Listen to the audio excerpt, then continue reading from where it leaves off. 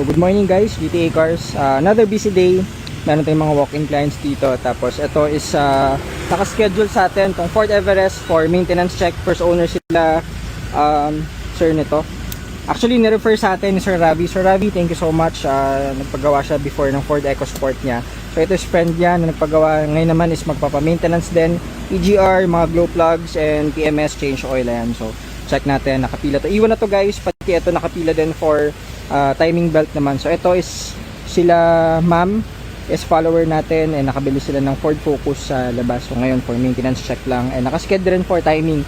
So papasok natin to sa loob after nitong may isa tayong walk-in dito, nagpa-maintenance check din, hindi galing sa atin. Yan, mga spark plug lang tsaka gasket ata. Ito sa atin to, newly acquired Ford Fiesta. Bangan nyo to. Ayan o, ganda to. Top of the line, push start. Ayan, so di maganda to, no? May record na pala ata si ma'am dito, maintenance dati, naalala ko to yung may mga semi-loaded Pogi black edition. Ito rin kay Sir Jem, release na rin. So ayan, ito yung ating dalawang patient na tapos na rin for timing belt. Mga hindi din sa atin nabili to guys for maintenance. So patapos na rin to, tapos yun, next sa atin dito yung Everest tsaka yung Ford Focus na for timing and EGR, mga ganun. So yan, tapusin natin mga kailangan at sana wag naman masyadong umulan kasi mukhang nagbabadya.